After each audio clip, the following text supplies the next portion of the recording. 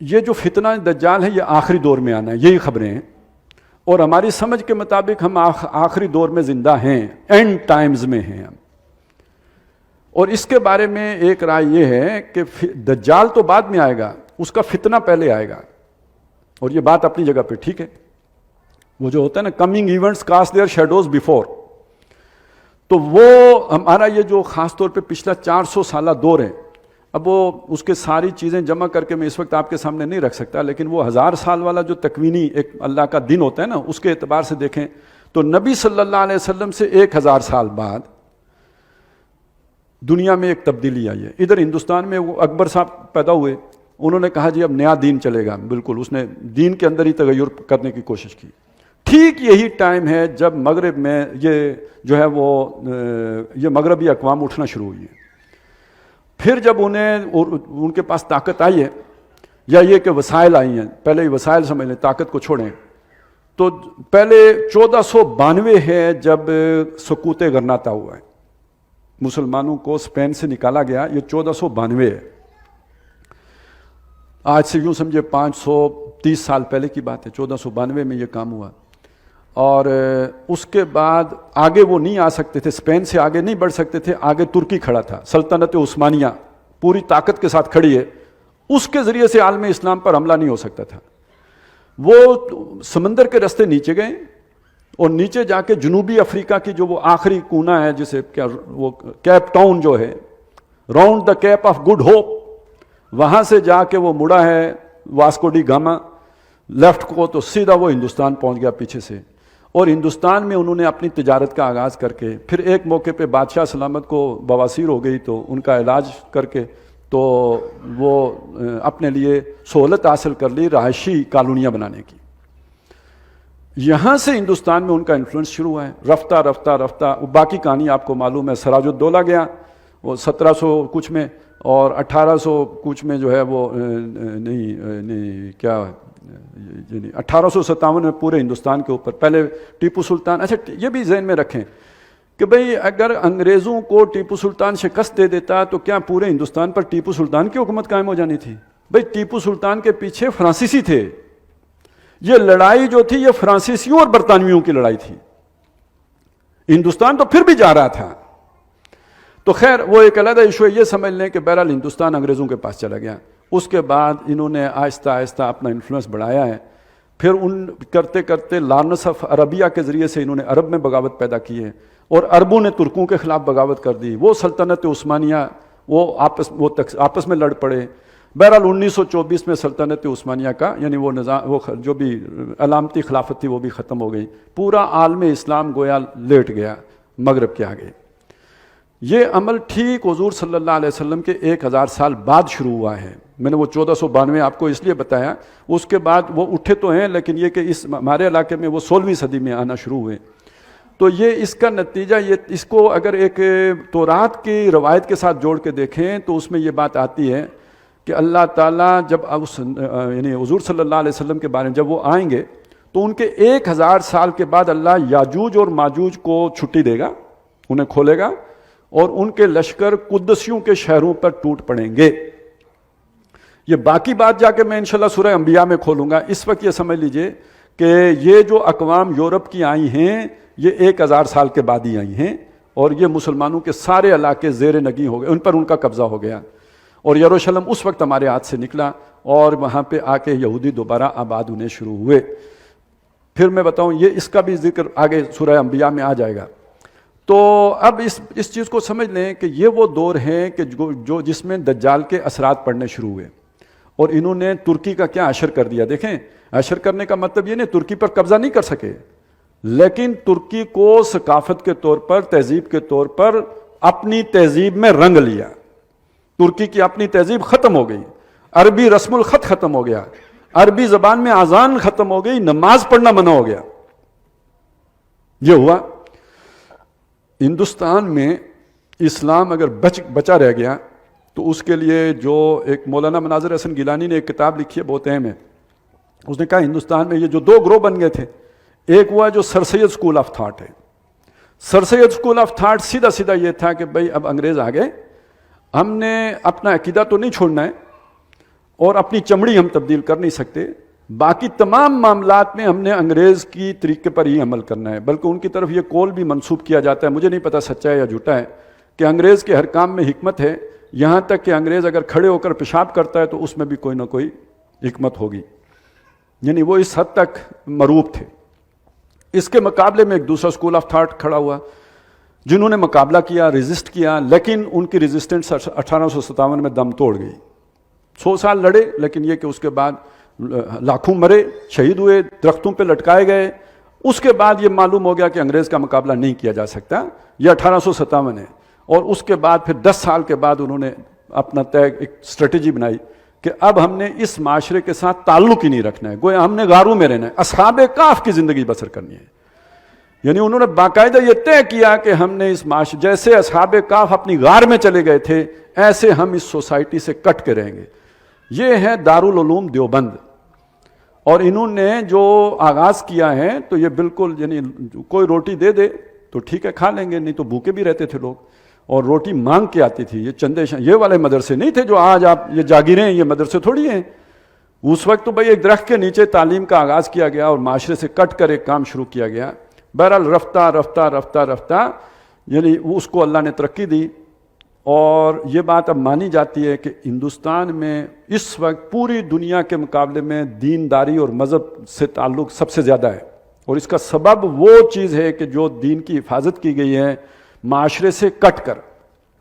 اس کا اگلا نتیجہ کیا نکلا؟ اگلا نتیجہ یہ نکلا کہ جو لوگ کٹ گئے تھے وہ تو معاشرے سے کٹ گئے, وہ تو اس تہذیب کا حصہ ہی نہیں رہے. وہ تو بالکل ایک جسے کہتے ہیں کاف کی زندگی انہوں نے بسر کی.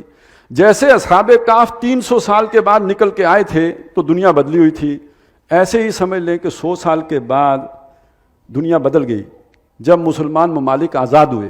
اس آزادی کے پیچھے بھی کچھ لوگوں کی جدوجہد ہے. اب اس کا ایک علیحدہ سلسلہ ہے, اس کو سمجھ لیں. جس زمانے میں اکبر اٹھا ہے اور ادھر جو ہے گویا یاجوج ماجوج اٹھ رہے تھے, ٹھیک وہی زمانہ ہے جب اللہ نے دنیا میں ایک مجدد پیدا کیا, 1000 سال بعد کا مجدد الف ثانی شیخ احمد سرہندی. اور یہ اللہ نے عرب میں نہیں پیدا کیے, یہ ذرا ذہن میں رکھیں.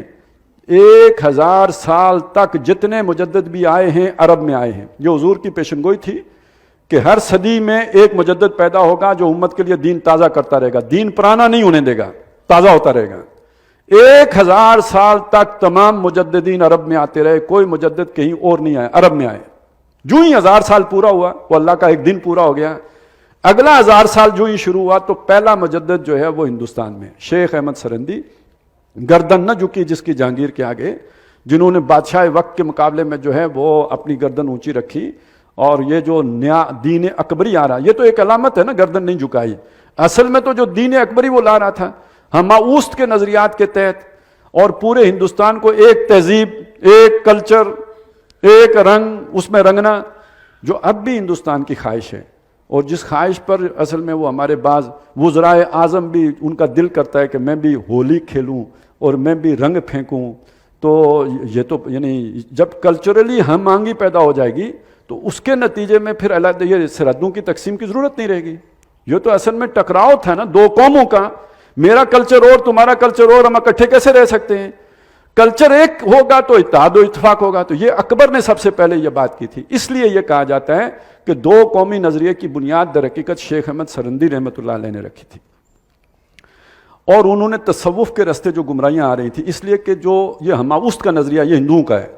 ہماؤست کا مطلب کیا ہے؟ توحید کی بنیاد پر یہ نظریہ ہے. وہ یہ کہتے ہیں کہ وجود 2 نہیں ہے, وجود ایک ہی ہے. اور یہ جو پوری کائنات ہے, یہ جو خدا تھا, بھگوان تھا, وہ کائنات میں حلول کر گیا ہے. ہماؤست, یہ سارا کچھ وہی ہے. اس کے مقابل ایک نظریہ, جیسے ہمارے ہاں, چلے میں سادہ بات آپ کو بتاؤں نا, ہندوؤں کے ہاں تیجا تھا, اب وہ کرتے تھے اپنے مردے کا تیجا. ہمارے ادھر کچھ ایسا تھا نہیں, تو گویا وہ آگے نکل گئے, ہم پیچھے رہ گئے. تو ہم نے کہا چلے کل, ہمارے کل ہو گئے. تو ہم نے مطلب ان کی چیزوں کو ہم نے اسلامائز کیا, نام بدل کے. اسی طرح ان کے ہاں جو ہماؤست تھا, اس کے لیے ہمارے ہاں آ گیا وحدت الوجود. وحدت الوجود ایک بڑا ہی, یعنی یوں سمجھیے کہ یہ بھی ایک نازک سا مسئلہ ہے, جیسے یہ خضر والا مسئلہ نازک ہے. اس وحدت الوجود کی وہ تعبیر کر لی گئی جو ہماؤست کی تھی. اصلاً وحدت الوجود کوئی اور چیز تھی. اصلاً وحدت الوجود تو یہ ہے کہ کائنات کا وجود ہے موجود ہی نہیں ہے، یہ ہمیں نظر کا دھوکہ ہے، یہ وہم ہے، یہ ایک فریب نظر ہے کہ ہمیں یہ سب کچھ نظر آ رہا ہے، اصل حقیقی وجود صرف اللہ کا ہے۔ یہ تو وہ چیز تھی، لیکن اسے بنا کیا دیا گیا؟ وحدت الوجود، یعنی سارا وجود ایک ہی ہے، اور اس کی جو تعبیر کر لی گئی وہ بالکل وہ تھی جو ہماؤس کی تھی، اور اس کے نتیجے میں جو مذہب بنا وہ کیا بنا؟ مسجد مندر ہکڑو نور۔ اس کو آ کے پھر انہوں نے شیخ احمد سرہندی نے ٹھیک کر کے گویا دونوں علیحدہ علیحدہ تشخص، اور پھر انہوں نے زور دیا اتباع رسول پر، حضور صلی اللہ علیہ وسلم کی پیروی پر۔ تو حضور کی پیروی ہے جو آپ کو دوسری قوموں سے ممتاز کر دیتی ہے، ایک علیحدہ کلچر کا علمبردار بنا دیتی ہے۔ تو اس لیے کہا جاتا ہے کہ اصل میں دو قومی نظریے کی بنیاد تو رکھی تھی شیخ احمد سرہندی نے، ان کے بعد پھر عبدالحق محدث دہلوی آئے، انہوں نے حدیث کے ساتھ جوڑا، پھر شاہ ولی اللہ تو بہت بڑی شخصیت، قرآن کے ساتھ جوڑا۔ یہ جو آج ہم قرآن پڑھ رہے ہیں، یہ جو ترجمے ہوتے ہیں، اردو میں ترجمے ہوتے ہیں، فارسی میں ترجمے ہوئے، اس کی بنیاد شاہ ولی اللہ نے رکھی ہے۔ جب وہ خود ترجمہ کرنے لگے تھے فارسی میں تو فتوے آ گئے کہ یہ واجب القتل ہے، قرآن کا ترجمہ ہو ہی نہیں سکتا، بلکہ ان کو قتل کرنے آ بھی گئے تھے، وہ تو اللہ نے بچا لیا۔ تو اس سے سمجھ لیجئے کہ کتنا مشکل کام تھا جس کا انہوں نے آغاز کیا۔ اسی کے سے آگے چل کے تحریک شہیدین اٹھی، ان کے پوتے تھے نا شاہ اسماعیل شہید۔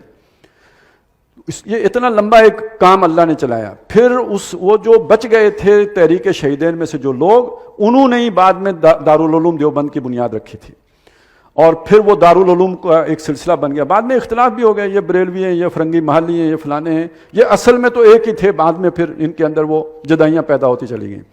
بہرحال ادھر دوسری طرف کیا ہوا، یہ جو سر سید اسکول آف تھاٹ تھا یہ ایک ایکسٹریم پہ تھا، لیکن انہی میں کچھ لوگ اٹھے جن میں ایک بہت اہم نام ہے علامہ اقبال کا۔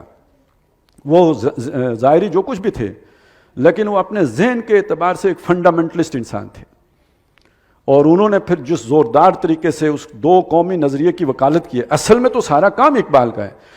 قائد اعظم تو یوں سمجھیے کہ علامہ اقبال کے تصور میں رنگ بھرنے والی شخصیت، اسے عملی جامہ پہنانے والی شخصیتیں، خواب دیکھنے والی، اس کا تصور پیش کرنے والی شخصیت تو علامہ اقبال کی ہے۔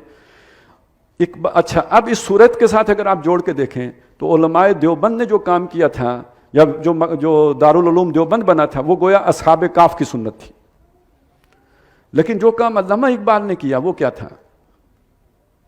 وہ جو ہم نے دو آدمیوں کا قصہ پڑھا نا، ایک غریب آدمی اور ایک باغ والا، جو آپس میں بات چیت کر رہے ہیں، تو مغرب کی آنکھوں میں آنکھیں ڈال کر تو بات تو اقبال نے کی نا، تمہاری تہذیب اپنے خنجر سے آپ خودکشی کرے گی، جو شاخ نازک پہ آشیانہ بنے گا نا پائیدار ہوگا۔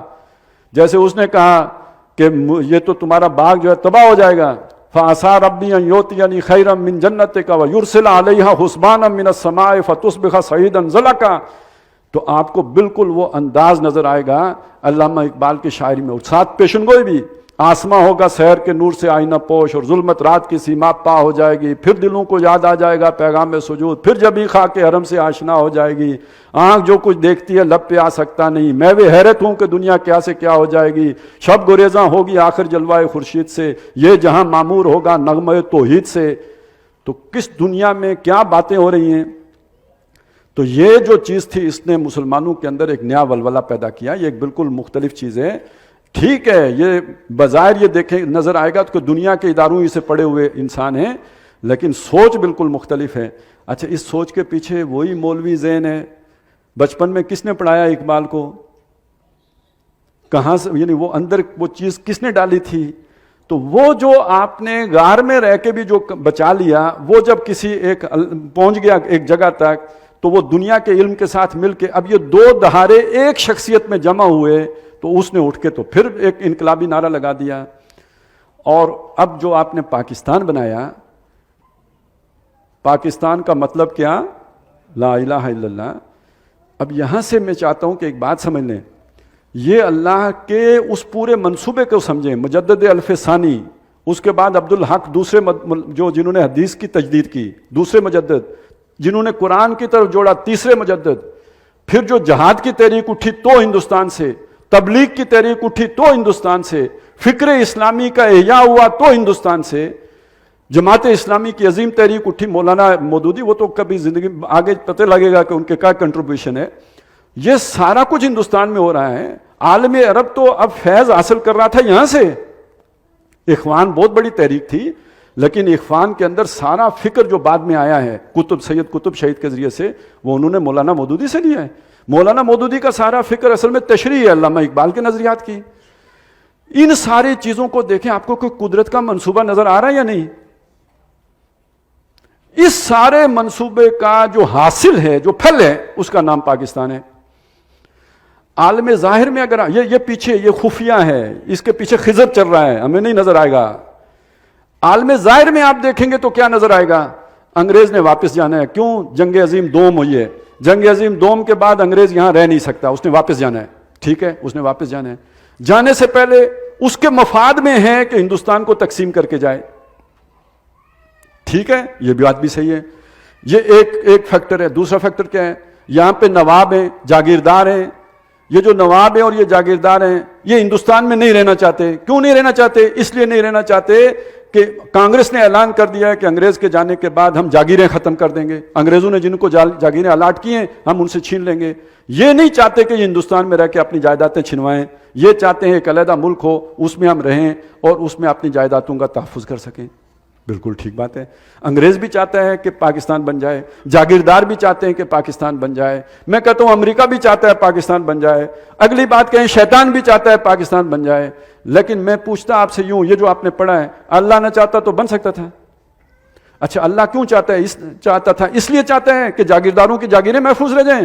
اس لیے چاہتا ہے کہ انگریزوں کا مشن آگے بڑھے. اگر اس نے بنوایا ہے تو کیوں بنوایا ہے؟ وہ لا الہ الا اللہ سے.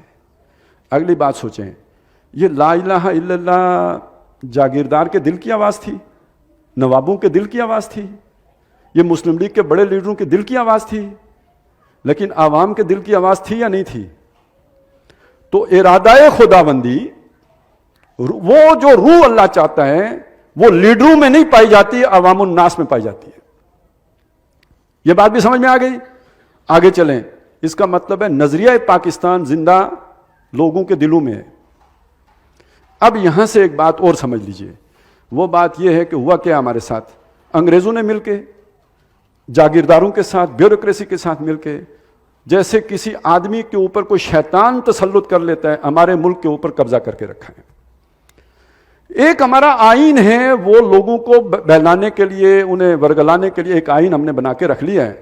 لیکن اصل میں تو سٹیک ہولڈر ہے نا. سٹیک ہولڈر کا کیا مطلب ہے؟ کون ہے سٹیک ہولڈر؟ یہ جو میں نے آپ کو گنوایا یہ سٹیک ہولڈر ہیں. یہ برطانیہ بھی سٹیک ہولڈروں میں شامل ہے، کیونکہ ان کے اپنے مفادات تھے جن کے لیے انہوں نے پاکستان بنایا ہے. وہ شیطانی مفادات ہیں، اس کے لیے بنایا ہے، کوئی شک نہیں اس کے لیے بنایا ہے. اللہ کا اپنا منصوبہ ہے، وہ ایک علیحدہ کیفیت ہے. تو یہ جتنے بھی یہاں پہ حکمران آتے ہیں ہمیشہ ڈیل کر کے آتے ہیں. یہ ڈیل لوکل نہیں ہوتی، یہ لندن پلان ہوتا ہے. کیونکہ آج بھی ہمارے سارے منصوبے لندن میں بنتے ہیں.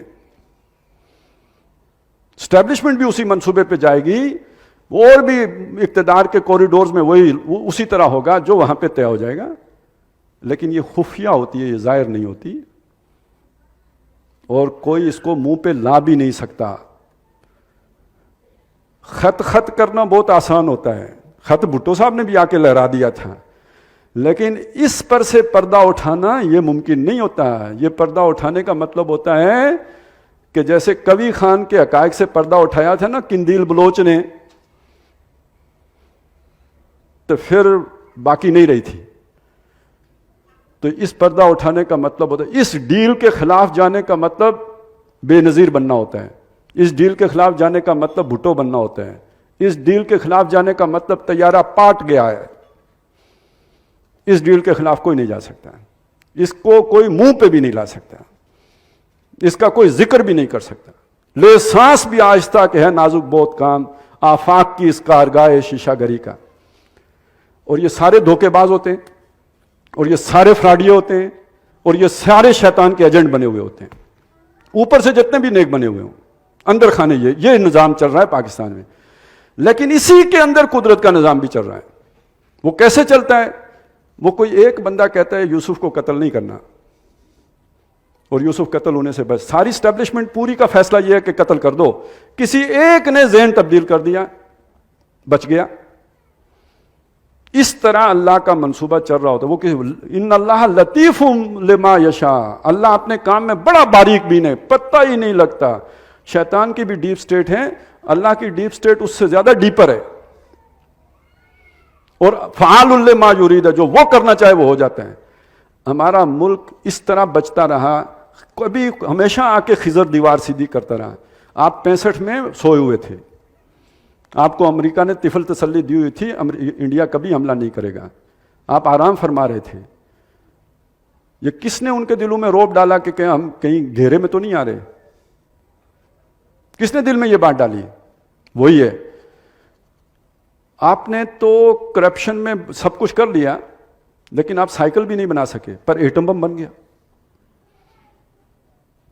ویسے میں تو سوچتا ہوں اس لیے بنایا تاکہ ہمیں لڑنا نہ پڑے. بھائی ڈیٹرنس ہے نا, نیت تو یہ ہے, لیکن اللہ نے بنوا دیا. اللہ کا اپنا مشن ہے, کیوں بنوایا وہ تو اللہ جانے نا. وہ تو کبھی جب داؤد گوپیا گھما کے مارے گا یہودیوں کے سر پہ تب پتہ چلے گا نا کہ یہ کیوں بنوایا تھا اللہ نے. ابھی تو آپ نے صرف اس لیے بنایا کہ لڑنا نہ پڑے. تو کہنے کا مقصد یہ تھا, اللہ تعالیٰ اپنے وہ جو بھی اس کا ارادہ ہوتا ہے اسے پورا کر کے چھوڑتا ہے. اس سارے میں لگتا یہ ہے کہ اس جو بھی یہ خطہ ہے ہندوستان کا, اور یہ جو پاکستان ہے, یہ جو غریب قوم ہے, وہ جو یتیم, وہ جو دیوار ان کی سیدھی کرتا رہتا ہے, اس دیوار کی تہ میں اس قوم کا خزانہ ہے. اور یہ خزانہ مال و دولت کی صورت میں بھی ہے. وہ رکو ڈک ہے اور فلانا ہے اور فلانا ہے. سوچیں آج یہ نکل آئیں تو یہ سارا کھا جائیں. کوئی سوئٹزرلینڈ پہنچے, کوئی پاناما پہنچے, کوئی کدھر پہنچے, کوئی کینیڈا پہنچے, ادھر کیا رہے گا؟ لیکن نکلتا ہی نہیں ہے, اتھے ہی. کبھی کوئی عدالت فیصلہ کر دیتی ہے, کبھی جرمانہ ہو جاتا ہے, کبھی انج ہو جاتا ہے, کبھی انج ہو جاتا ہے, نکلا نہیں, دیوار سیدھی رہتی ہے. اور ایک اصل خزانہ ہمارا وہ نظریاتی خزانہ ہے. وہ نظریاتی خزانہ وہ جو 400 سال میں میچور ہوا ہے کہ ایک ملک ہو جہاں اللہ کا دین قائم ہو. جب اللہ کا دین قائم اپنی آن بان شان کے ساتھ ہوگا, پوری دنیا کے عوام کے مسلمان ہونے میں رکاوٹ کوئی نہیں رہے گی, کیونکہ اس کے اندر اتنی طاقت ہے. اب اس ملک کو بچانے کے لیے اللہ کبھی اس کو ضرورت بنا دیتا ہے امریکہ کی, کبھی ضرورت بنا دیتا ہے چائنا کی, کبھی وہ دیکھیں نا 7 وہ تھے تو 8واں کتا بھی نال آ گیا سی. اللہ کو پہچانے وہ کہ مطلب کس طرح کام کرتا ہے. اگر یہ ساری چیزیں آپ کو مستحضر رہیں گی تو حالات کے نبض پر آپ کا ہاتھ آپ صحیح تجزیہ کرنے کے قابل رہیں گے. نہیں تو پھر یہ ہے کہ بڑی پریشانیاں ہو جاتی ہیں.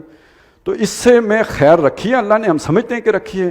اور یہ ساری جدوجہد ہم اس لیے کرتے ہیں کہ وہ سپرٹ باقی رہے. کم از کم چلیں کہیں مریض بھی ہو تو لیکن وہ کبھی نہ کبھی کام آئے گی. اور یہ یقینی بات ہے کہ یہ سارا سٹرکچر بھی کام آئے گا, ہمارے ہتھیار بھی کام آئیں گے, فوج بھی کام آئے گی. لیکن یہ ذہن میں رکھیں کہ جو اوپر اس وقت کور ہے وہ یا تو جان بوجھ کر, یا یہ کہ وہ پوری طرح شعور اور ادراک کے ساتھ وہ اس مطلب وہ تو سمجھتے ہیں اس کے بغیر ہم چل ہی نہیں سکتے, اس ڈیل کے بغیر چلا ہی نہیں جا سکتا. جب تک ہمارا وہاں پہ وہ تعلق نہ بناؤ, مغرب کے بغیر ہم آئسولیشن, اکیلے چل ہی نہیں سکتے. مغرب سے بغاوت کوئی نہیں کرتا. یہ تو ایسے ہی باتیں ہوتی ہیں. جب اپنے ہاتھ سے اقتدار جاتا ہے تو مغرب سے بغاوت کی سوچیں آتی ہیں. ایوب خان نے بھی کتاب لکھی تھی, فرینڈز ناٹ ماسٹر. آخری وقت میں پھٹنے سے پہلے ضیاء الحق صاحب بھی کچھ ایسا سوچنے لگ پڑے تھے. بھٹو صاحب اس سے پہلے خط آ کے راجہ بازار میں لہرا چکے تھے, مجھے ہنری کسنجر نے دھمکی دی ہے, اسی کی اب نقل ماری ہے انہوں نے. تو یہ ہوتا ہے جب آپ کے ہاتھ سے جا رہا ہوتا ہے تو پھر آپ کو یاد آتا ہے کہ امریکہ سازش کر رہا ہے. لیکن آپ کو اقتدار دیتا کون ہے, لاتا کون ہے, اس کی سازش کون کرتا ہے, یہ آپ کبھی نہیں بتاتے. ایوب خان کو کس نے گرین سگنل دیا تھا مارشل لا لگانے کا؟ ضیاء الحق کس کے اشارے پہ آیا تھا؟ تو یہ ذہن میں رکھیں, یہی ہوتا ہے. یہ پاناما کس نے لیک کی تھی؟ اور یہ سعودی عرب, یہ قطر, جو کسی کے اس طرح کی کراسپنڈنس پہ مڑ کے جواب تک نہیں دیتے. یہ خط لے کے کیسے پہنچ گئے تھے یہاں پہ حاضر باش؟ یہ 12 بجے رات یہ عدالتیں نہیں کھلتی, لمبے لمبے شہزادوں کی بھی دوڑیں لگتی ہیں جب اس آسمان سے وہی آتی ہے کہ جس کے ساتھ وہ متعلق ہوتے ہیں. تو یہ ہمیشہ سازشوں سے ہوتا ہے. لیکن ہم سمجھتے ہیں کہ اللہ تعالیٰ کوئی بہت بڑا جو بھی اس علاقے سے اللہ کا ایک منصوبہ وابستہ ہے, اور وہ جو میں حیرت ہوں کہ دنیا کیا سے کیا ہو جائے گی, اس کا آغاز یہاں سے ہونا ہے. اب وہ دیوار کب گرتی ہے اور خزانہ کب نکلتا ہے ہم نہیں جانتے. جب تک وہ خزانہ ہے اللہ نے رکھنا ہے تب تک دیوار کو سیدھا کرتا رہے گا. اور جب وہ سمجھے گا کہ بھئی اب یہ کام جو ہے وہ پورا ہو گیا, وہ بڑے ہو گئے ہیں بچے اور سیانے ہو گئے ہیں, تو اس وقت وہ جو خزانہ پھر ٹھیک ہے, اس وقت دیوار بھی ہو سکتا ہے گر پڑے, لیکن جب دیوار گرے گی نا تو پھر وہ رکے گا نہیں سلسلہ, پھر پورے ہندوستان پر ہی نہیں پوری دنیا پر اسلام کا غلبہ ہونا ہوگا. یہ تب گرے گی, اس سے پہلے اللہ اسے محفوظ رکھیں گے. سبحان اللہ والحمد للہ ولا